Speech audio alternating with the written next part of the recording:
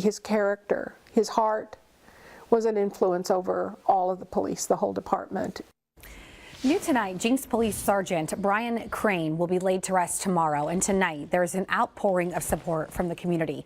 News on 6's Justin Schreier spoke with one woman who says Sergeant Crain was a hero to her and her family. Justin?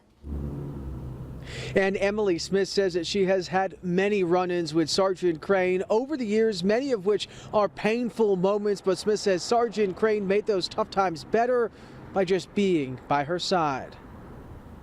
Emily Smith remembers when her grandson Joe ran away from home. She says Sergeant Crain was one of the first officers on scene. He talked to Joe first, and he talked to Joe about the choices he'd made and the danger he'd put himself in and upsetting it was for his mom and the rest of the family, and really kind of was like a dad to him. Weeks later, her grandson took his own life.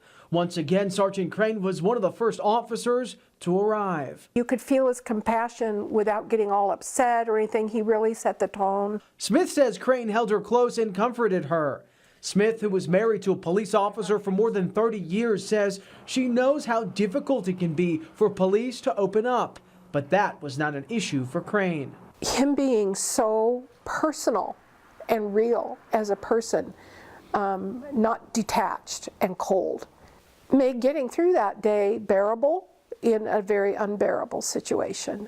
And about a year ago, Smith's son had a heart attack and died. She says when she saw Crain in town, he made a point to check on her. I told him as well as can be expected. Smith says she's devastated by his passing and wants his family to know he was a hero. Not the generic hero, but a specific hero. And the thing that made him a hero was that he cared for people. He genuinely cared for people.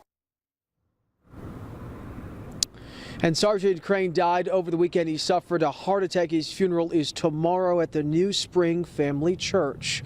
Live in Jenks, Justin Schreier, Oklahoma's own News on 6.